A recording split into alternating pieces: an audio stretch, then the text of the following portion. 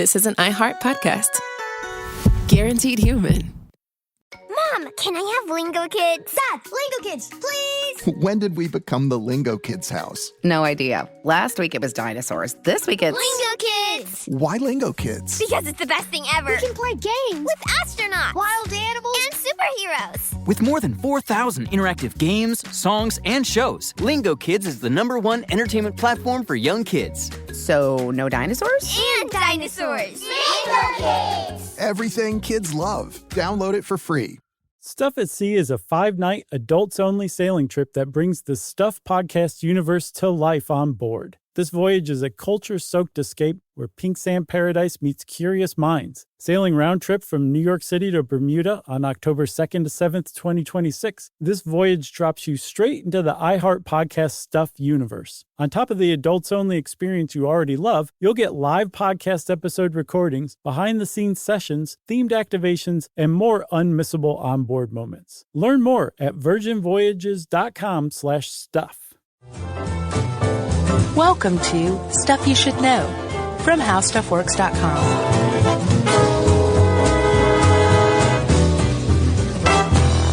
Hey, and welcome to the podcast. I'm Josh Clark. There's Charles W. Chuck Bryant, and there's Noel over there, so this is Stuff You Should Know. I'm sure everyone is wondering if Jerry's been kidnapped. She has been, and we are refusing to pay the ransom. It's only like $20, but I don't know. They sent her a finger, and we said, we need more proof.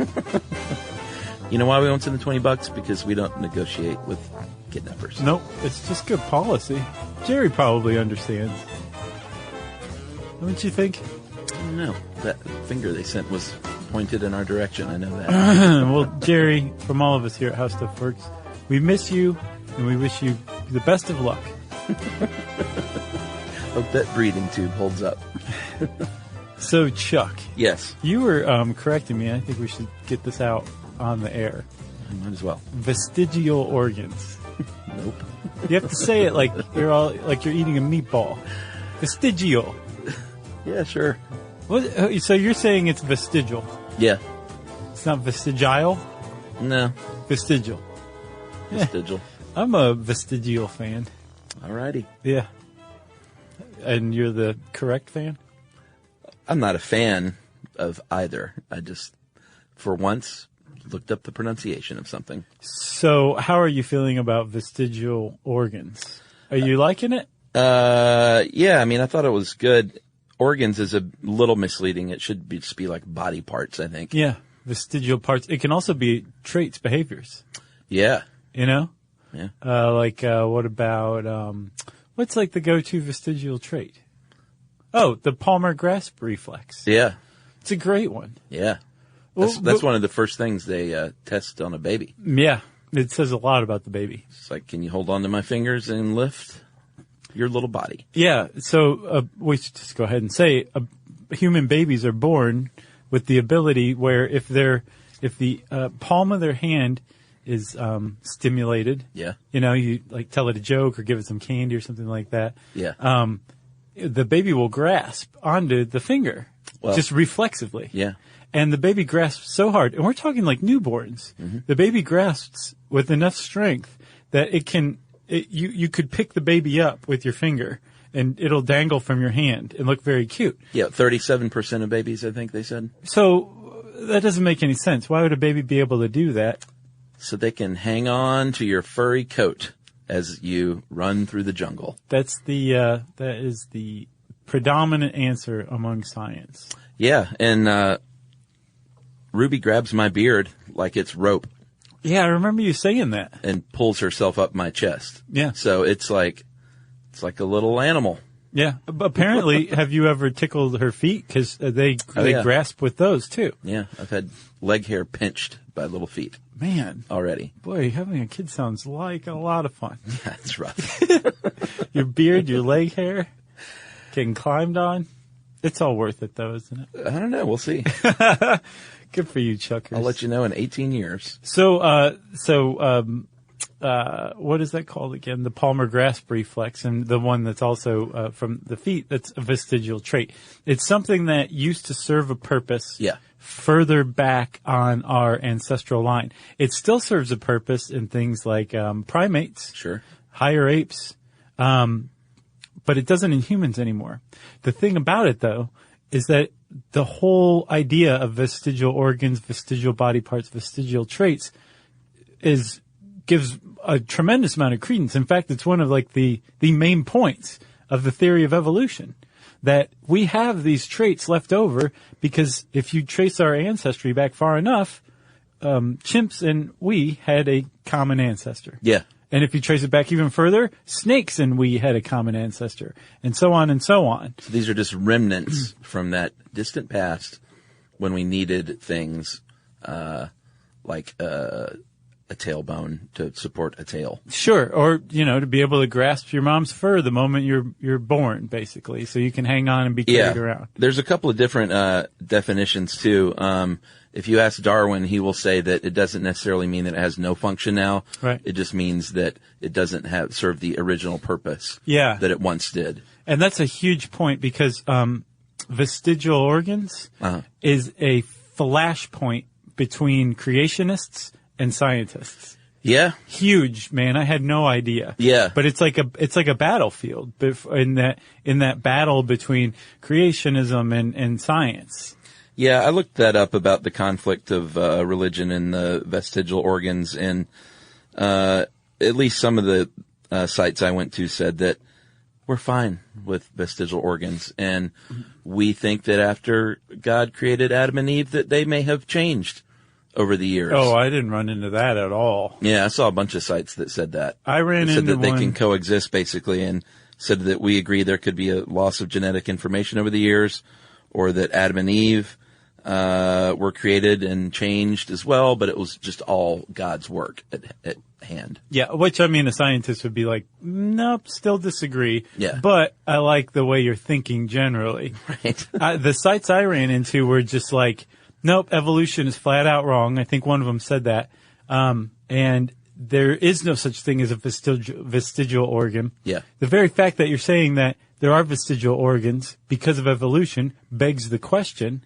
And the whole idea is that we don't understand what these organs are for, not that they're useless. Right. God wouldn't put anything useless in the human body. God don't make no junk. Exactly. Is the old saying. Right. And science does facepalm.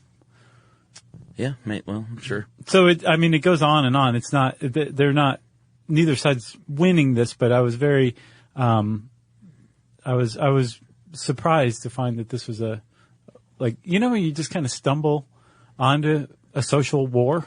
Yeah. Or a battle that of you a didn't social realize war. was being waged. Right. Yeah, sure.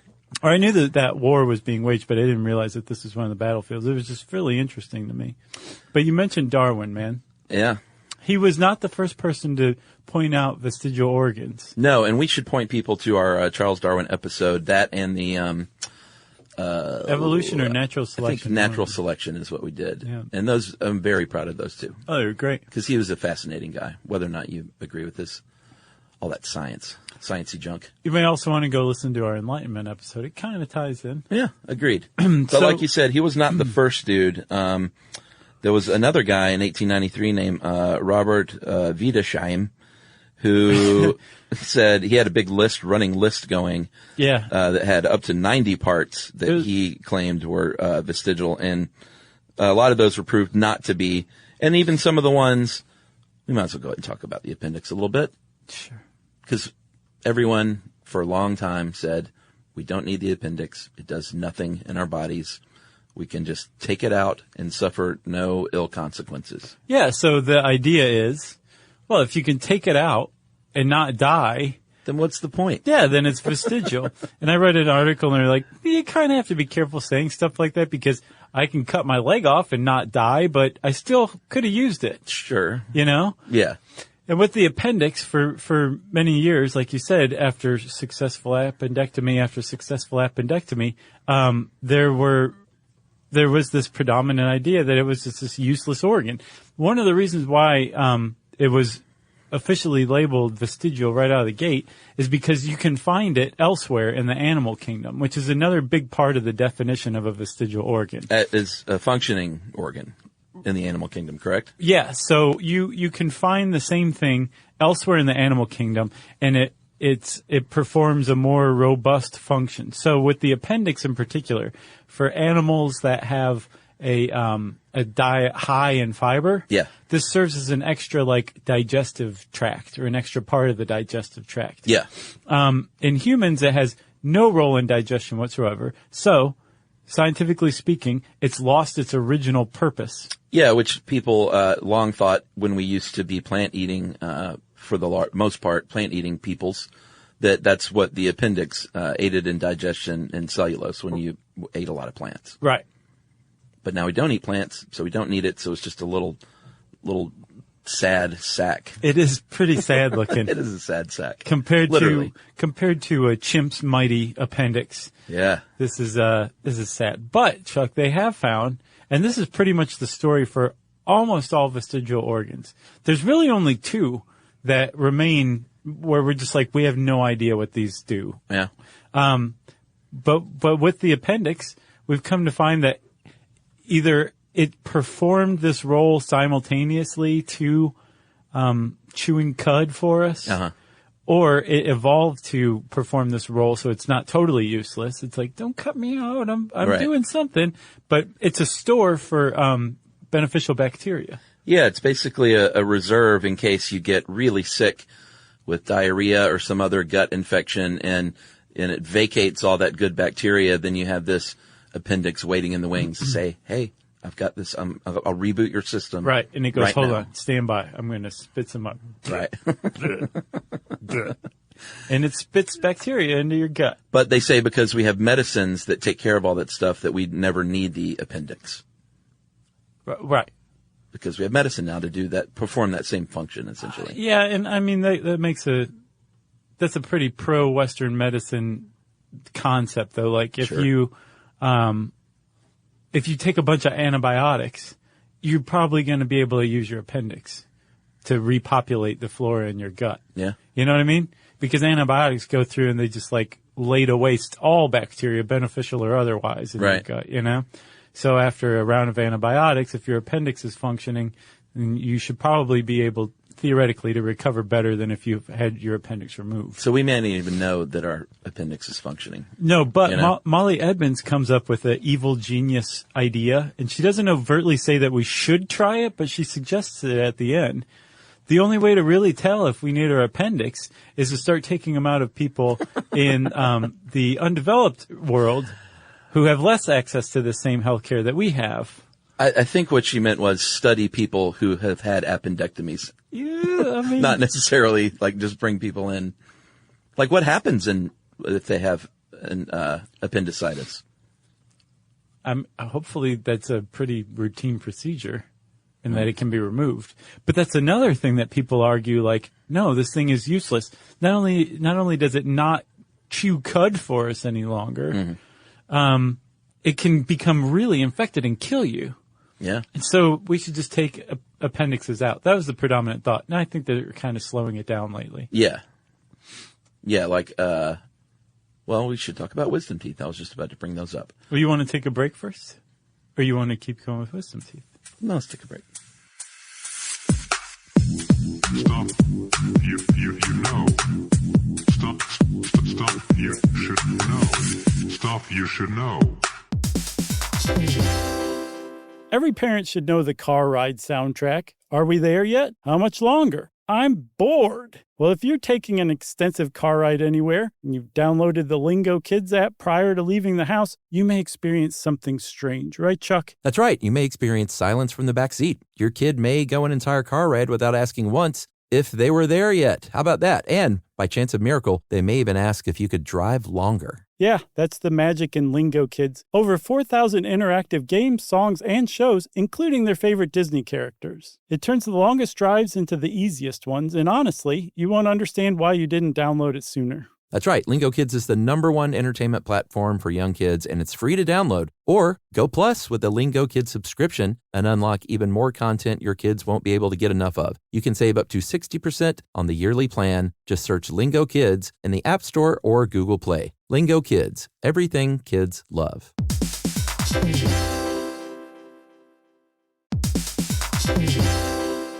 Hey everybody, I want to talk to you a little bit about Tide Evo because it represents over 10 years of innovation and product development. Tide Evo is a first-of-its-kind technology where tens of thousands of minuscule fibers are spun together to form a 6 times powerful layer packed with scrubbers, brighteners, pre-treaters, and fresheners. And that's going to deliver a breakthrough clean that's so powerful it feels like magic. Yeah, it is kind of like magic. Tide Evo is revolutionary. A 100% concentrated, waterless laundry tile that's made of compressed microfiber soap layers rather than liquid or powder. And it's not like pods or sheets because it uses 6 layers of detergent fibers to deliver superior cold water cleaning without plastic packaging of any kind. And it provides a mess-free, lightweight solution that dissolves lickety-split. So whenever you run into a laundry challenge, turn to Tide Evo. It's revolutionary, it's magic. Try new Tide Evo. Real laundry magic.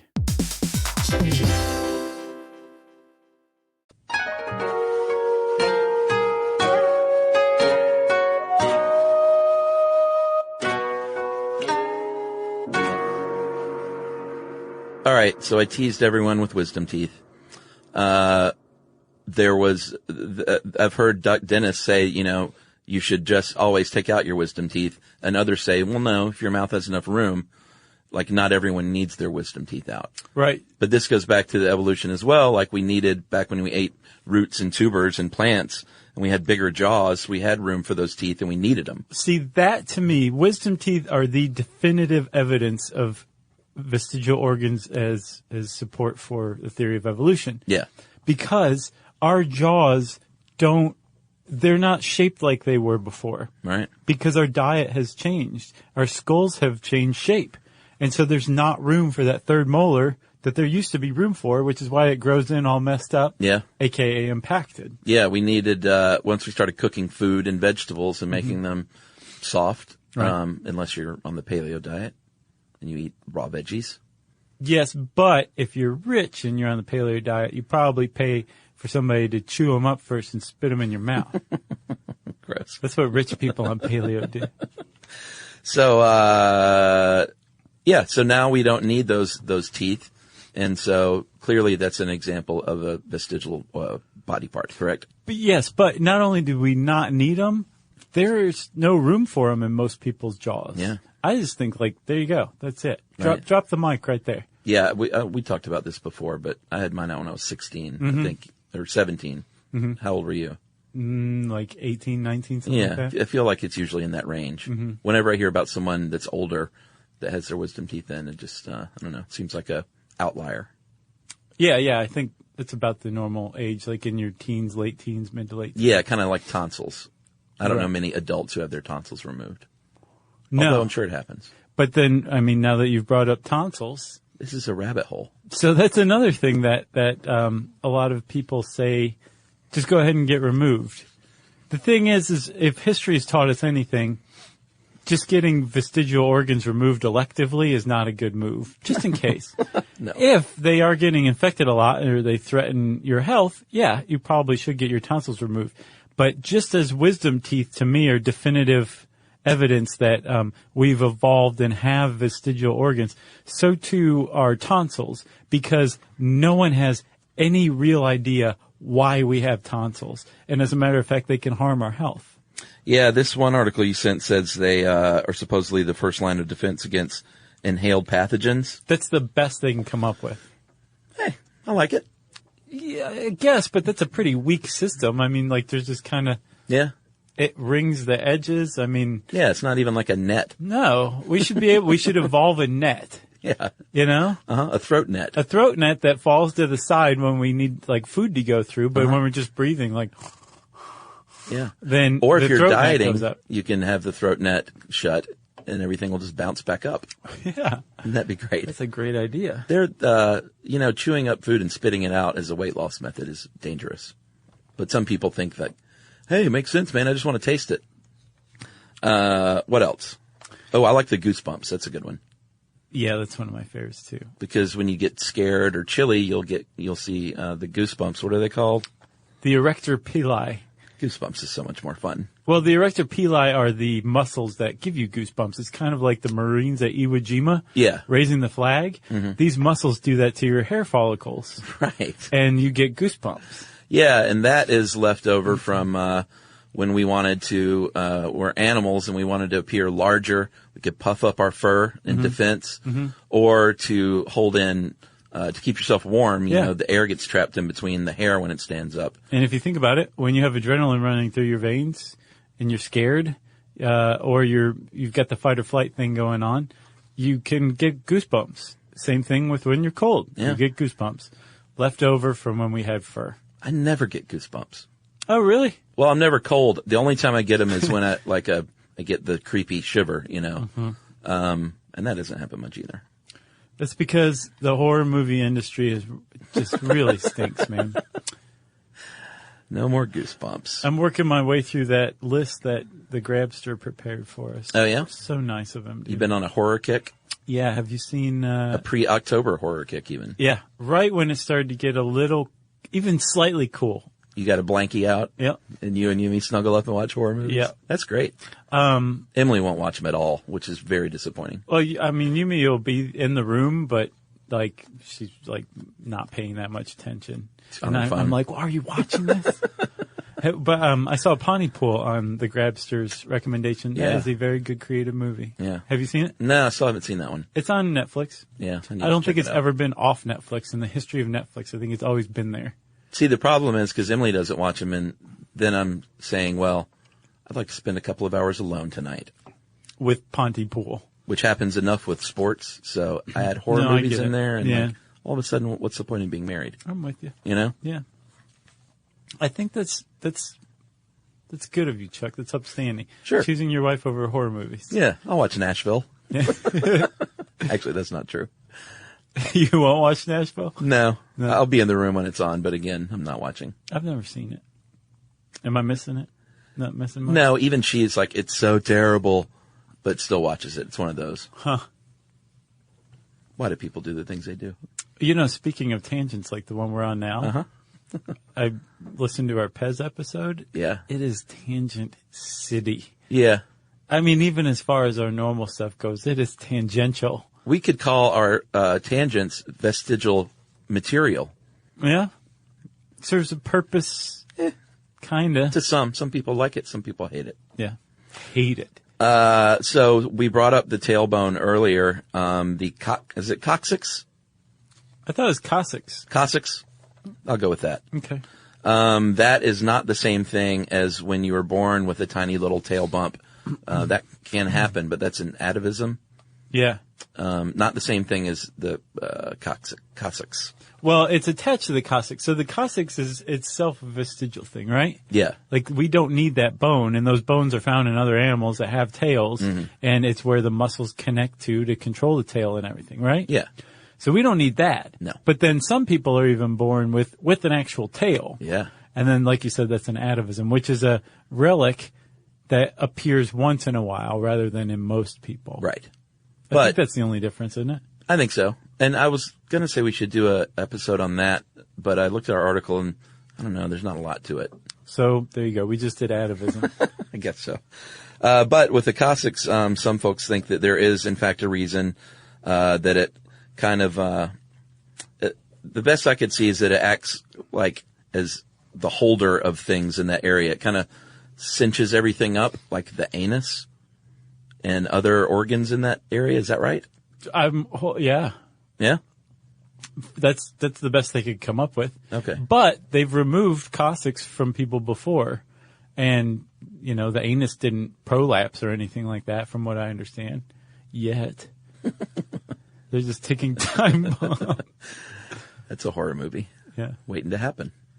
I have never seen, or at least I've never noticed, Darwin's point on someone's ear. It's right here. No, I know what they are, but I've never noticed that anyone had one. See it right now. Yeah, but that's not the ones I've seen online is a literal extra bump that looks like an elf. Mine's going downward. Yeah, the ones I've seen on the outside online, I've never seen in real life, is what I'm saying. So it's called the Darwin's point, right? Yeah. And they're just saying like it's left over from when our ears used to be bigger and weird. Yeah, like when we had to listen out for stuff. Yeah, ears are weird, period, if you really look at them. Yeah. I think.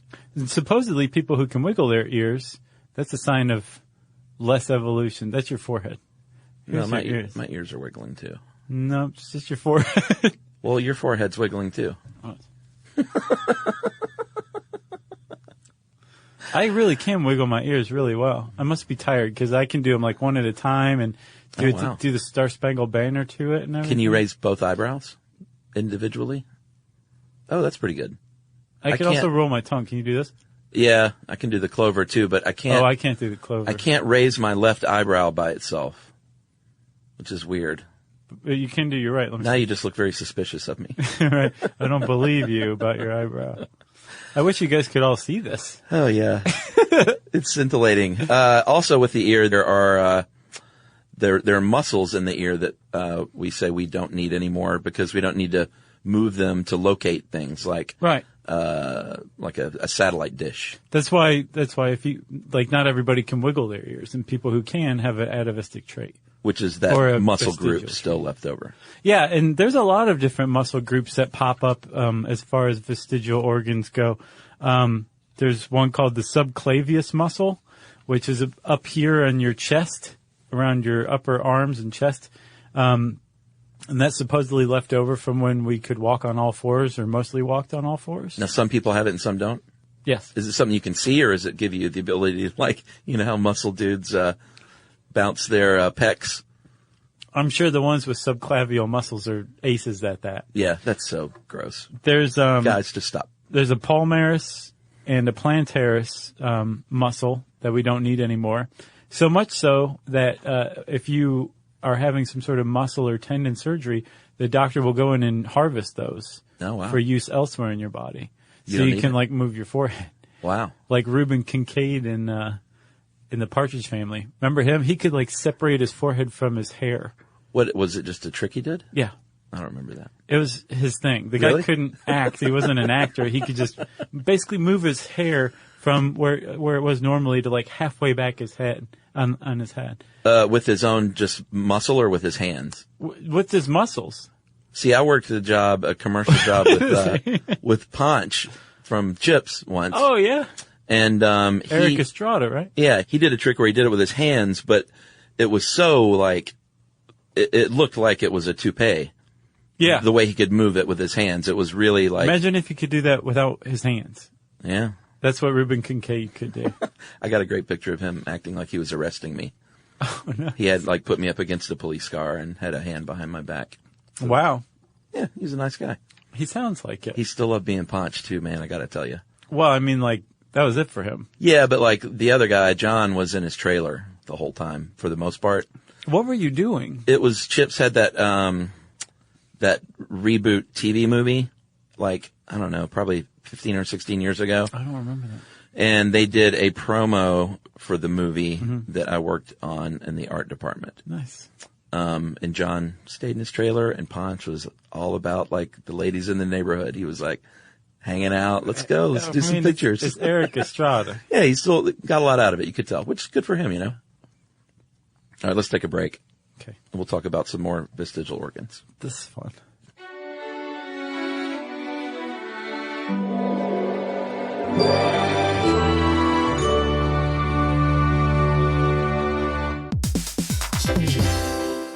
Hey, quick question for the parents listening right now. When's the last time your kid asked for something and you actually felt good saying yes? Because lately, a lot of families have been hearing the same thing. Can I have Lingo Kids, please? And here's the thing. Lingo Kids is the #1 entertainment platform for young kids with more than 4,000 interactive games, songs, and shows. Astronauts, wild animals, superheroes, dinosaurs. It's literally everything kids love all in one place. So when they ask for it, you can actually feel good saying yes. Download Lingo Kids for free and start exploring today, or unlock even more amazing content with Lingo Kids Plus. And if you go with the yearly plan, you can save up to 60%. Just search Lingo Kids in the App Store or Google Play. Lingo Kids, everything kids love.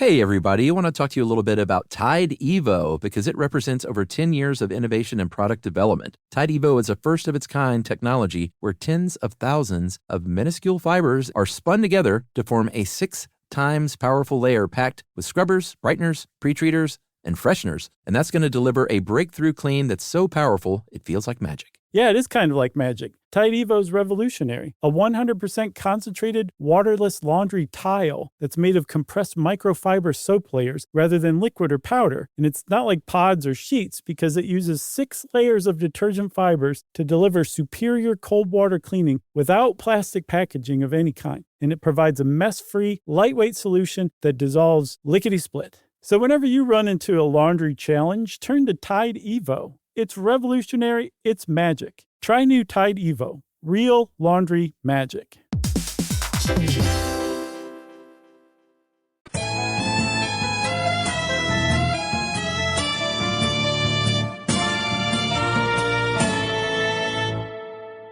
All right, we're back. What else you got? Oh, we can keep going. So I found a couple of articles. One was from IO9 that was pretty helpful. Yeah, is that Thanks, IO9. the 10? Yeah. Yeah, it's a great website. I found another one on Discover Magazine. They had even more. There's some people have neck ribs. Have you heard of this? What? Neck rib. Talk about a throat net. This is like a neck rib. Basically, you've got your highest ribs up here, your clavicles. Not the McRib, No. which I think we can all agree is These delicious. are less delicious than the McRib. Okay. So feel right here. That's your clavicle, right? Yeah. That's your top rib. These people have higher ribs. They go into the neck? Yeah, they go from your neck bone at an angle above that. Wow. And those are called neck ribs, and they think that that's left over from reptilian ancestors. Are those the people that have really long necks, or does that not matter? I didn't notice that. Sinuses. Yeah, that's another one. It's like there's no reason for those. Yeah, well, they think there are reasons. They enhance our voices. They make our skull not so heavy. And they think that one theory is that they help with the mucus, help humidify the air we breathe in so it's not so dry. Right. However, a lot of other people say, I don't know about that stuff. We may not need sinuses at all. No, and they think that if you look around the animal kingdom, sinuses found in other animals are most useful in ones that have something called the vomeronasal organ. Yeah. Which is like a pheromone scenting organ. We have them, which is another vestigial thing. It's in our septums. It's on either side of our septum. Right. But it's not connected to our brain. So we can sense pheromones, but we can't actually sense them. Right. Because the vomeronasal organ, that's a tough one to say. It is. It's just not connected anymore. So how do we sense it?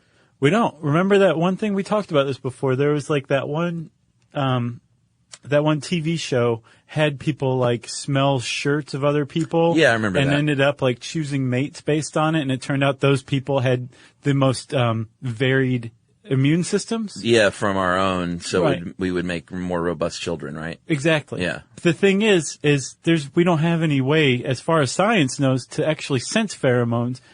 We have the means to do it, but we can't actually like pull the trigger on it because that organ isn't connected to our brains anymore.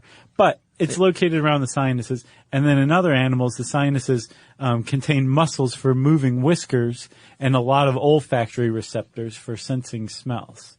Ah, interesting. But in humans, they just get infected They and need to hurt hook, when you they go need to in hook that airplane. thing back up.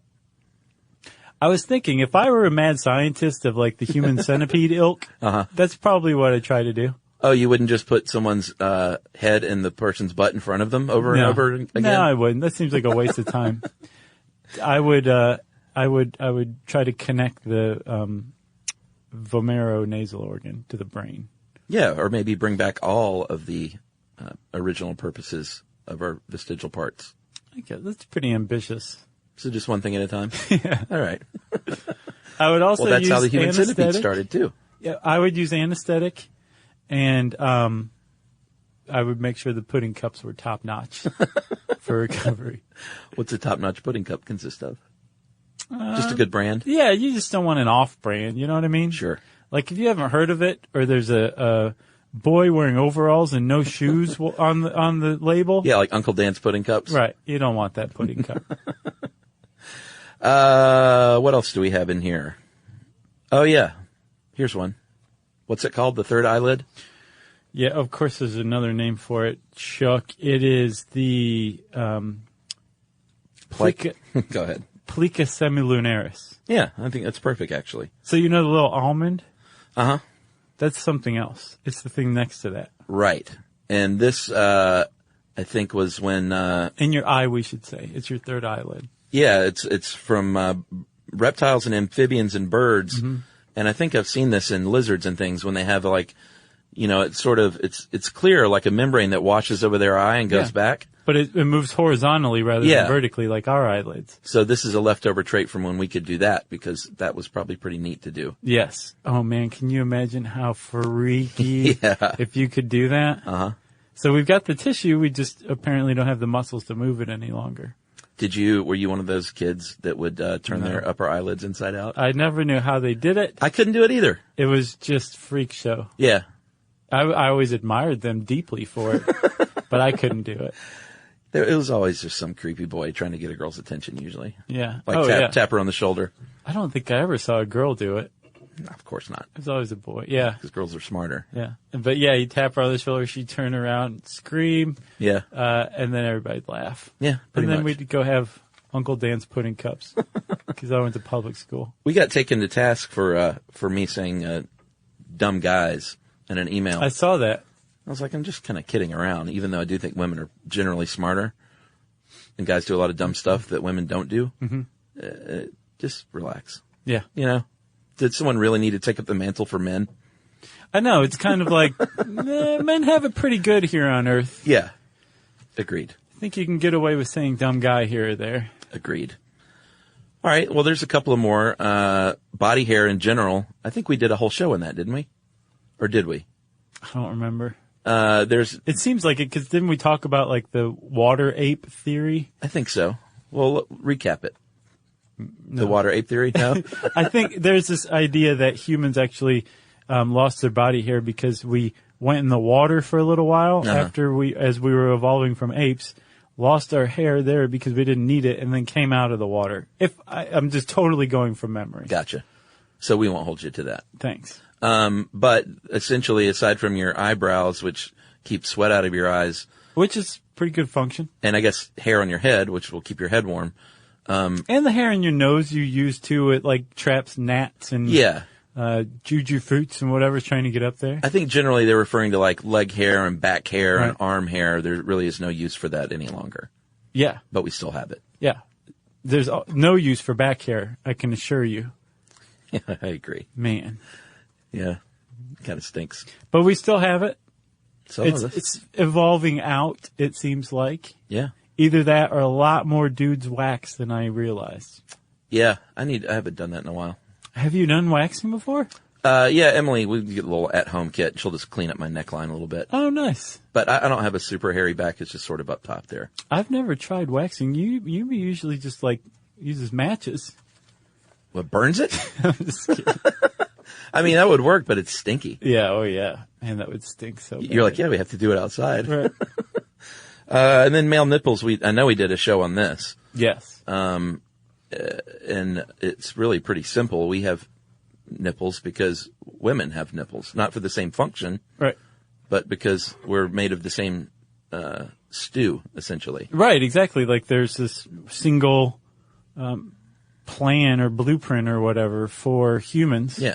And nipples emerge before sex differentiation takes place. Yeah. So everybody has nipples. And I found from researching this, there's actually useless tiny ovaries attached to men's prostates. Oh, really? Yes. And there's supposedly the beginnings of little vas deferens nodules on women's ovaries. Totally useless. So, yeah. Sex differentiation. So we have ovaries? We have like ovary-like.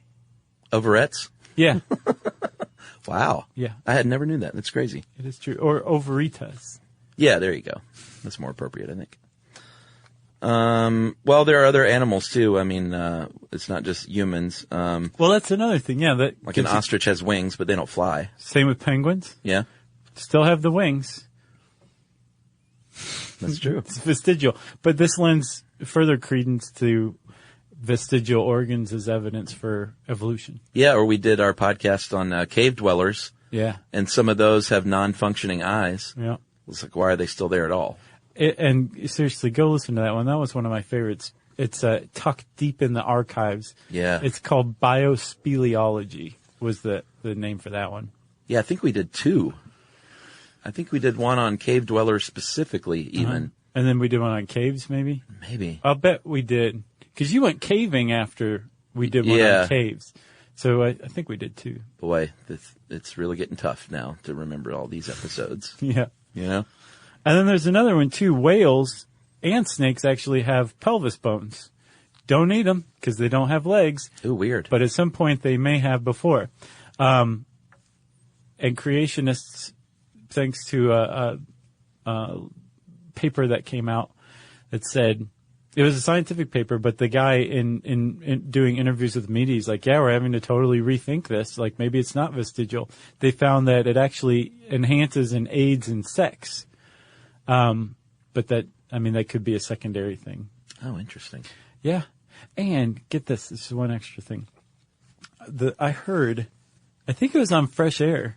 There was a woman who wrote a book about dolphins and dolphin research, and specifically this researcher who used to take a lot of acid with dolphins that he would also give acid to. What? And try to teach English language to. He would give dolphins LSD? Uh-huh. Yeah, that's not nice. You have to hear this thing on Fresh Air. Yeah. It's mind-blowing. But they believe that dolphins evolved from wolves. What? Yeah. It's kind of like that water ape theory for humans. That, like, some wolves just started hanging out in the water and eventually evolved into dolphins.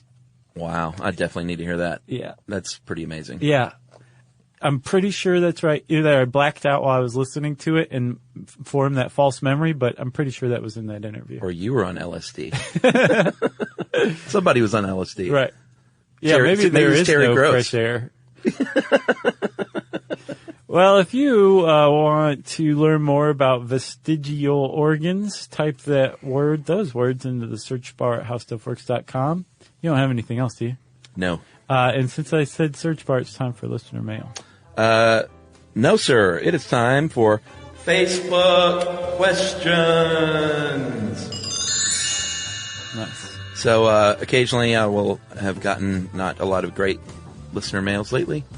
And so we will throw out, ask us some questions on Facebook.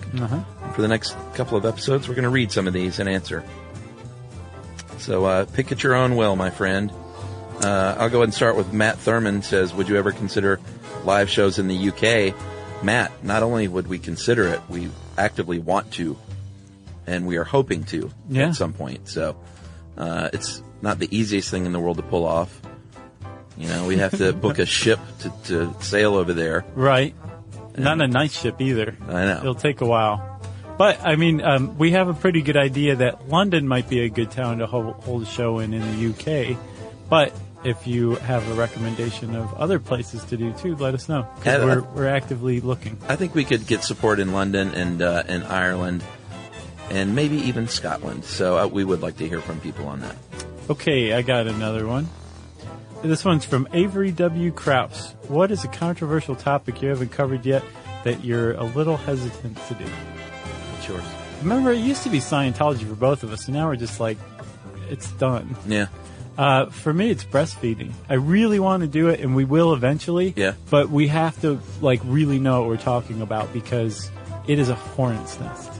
Yeah. Mine would be vaccines. Oh, man. I wouldn't want to touch that with a 10-foot pole. Sure. All right. I got one from Matthew Masuto. I keep meaning to write you guys and ask whatever happened to the young man who was helping come up with ideas for stuff you should know. I can't remember his name. That was Sam. And Sam is in college now. That is so nuts, man. And we haven't heard from Sam. So, Sam, if you're listening, or Sam's mom, if you're listening, we would love an update. But I even wrote letters of recommendation for Sam. And he's in school, so maybe he's all grows up now and doesn't need us anymore. No, he's fine. We'll see. He's on his own. Remember, he was in our TV show as well. Yeah, he played a softball player. He was the bat boy. That's right. That was great. So yeah, if you've ever wondered what Sam looked like, and you can figure out how to get your hands on the, what was that one? Make It Rain, I believe. Make It Rain episode. Check out the Bat Boy, and you will see Sam from the famous Summer of Sam. That was the same day the unions shut us down, and we had to leave work. That was crazy. Man, what a day. Yeah. Here's one from Dave Mallon. Chuck, this is a question for you. When is Chuck's beard going to get its own podcast? No. Come on. People like your beard. Yeah. They want to hear. Let's hear the beard's voice at least. So, okay. Is the beard regurgitating right now? Or No, that's how the it language talks? of the beard. Oh, well, get used to that, Dave Mallon. This is from Mike McElduff. He says, how much do you guys personally remember from podcasts you've done? Well, I think we kind of demonstrated today. Not a lot. No. It's really weird because, like, they say the brain has a basically an infinite capacity to remember stuff, but like old stuff's getting crammed out as new stuff gets pushed in these days, and it hasn't always been that way. Yeah, it's been that way for like a year and a half, maybe 2 years. Yeah, I always like to say that I think I remember about as much as the average listener might, like a few tidbits here and there from each topic. Yeah. But like anytime a hardcore listener comes up to us and wants to talk to us about something, or even an average listener comes up and just heard something from like 2013, I'm like, sorry, I have to go back and research again. Yeah. And then we'll hold this conversation. But that'd be like going up to Conan and being like, remember that joke you told in that monologue 3 years ago? That's just not fair, you know? Yeah, he'd have something funny and charming to say instead of, Go ahead. You're next. This is a great one. I don't have an answer for it, but we're going to get to the bottom of this. This is from Brian Geppert. Why do coupons have a cash value listed at the bottom? Smile emoticon. Do they? Yeah, they're like worth 1/100th of a cent. The actual coupon itself is. Oh, wow. So you could trade that in, I guess. Or stores can. Oh. You know what I mean? Interesting. That's probably it, but we'll look into that. You know what I heard recently? That, you know, when you go to the grocery store and they'll have a drive to like, hey, would you like to donate $1 to whatever? Do not donate. Supposedly they just gather that up as a big, massive tax write-off. Yeah. Is that true? Yeah, and I mean the charity's going to ultimately get that, but the store's getting all the write-off. Yeah. And your $1 gets bundled in with not even necessarily that one drive. Right. They may bundle it in with other drives, and who knows where that dollar is actually going. You should not.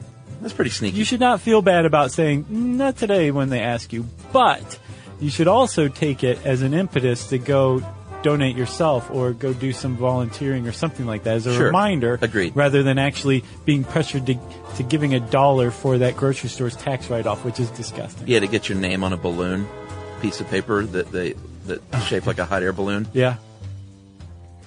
All right, let's do like two more. This is from Shane Elliott. When are you guys going to do a blooper reel? Surely Jerry has stored some up in the archives. My friend, Jerry, about once a season. I don't like telling people this. Why? Because they're going to hack in and find it? Yeah. Jerry does a blooper reel, and only we can hear it. Yeah. And you will never, ever hear it, although I think we could sell them for $1 a piece and probably get rich. Easy. I got the last one. This one's from Marco Repola. Which one of you is the Batman and which one is Robin? And Marco, you've been looking at it all wrong. Yeah. Well, you should have asked which one's the Joker and which one's the Penguin. Whoa! Yeah. Great answer. And we're not going to answer. I love that. I got nothing more. If you want to get in touch with us, you can post questions any day or night on our Facebook page at facebook.com/stuffyoushouldknow. You can tweet to us at SYSK Podcasts. You can email us directly at stuffpodcast@howstuffworks.com. And as always, join us at our super awesome home on the web, stuffyoushouldknow.com.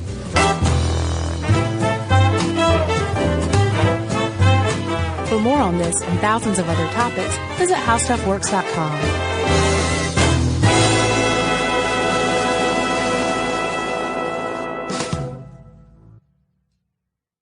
Mom, can I have Lingo Kids? Dad, Lingo Kids, please! When did we become the Lingo Kids house? No idea. Last week it was dinosaurs. This week it's... Lingo Kids! Why Lingo Kids? Because it's the best thing ever. We can play games with astronauts, wild animals, and super superheroes. With more than 4,000 interactive games, songs, and shows, Lingo Kids is the #1 entertainment platform for young kids. So, no dinosaurs? And dinosaurs. Lingo Kids. Everything kids love. Download it for free. Introducing the all-new Mazda CX-5, featuring more connection. Hey Google, where's the nearest Pilates class? Safety that has your back. More discovery on the scenic routes. More passion in the details. And more control in changing weather. The all-new Mazda CX-5. More to move every side of you. See it in 5 films at MazdaUSA.com/5sides. Google is a trademark of Google LLC. Sequences shortened and simulated. This is an iHeart podcast. Guaranteed human.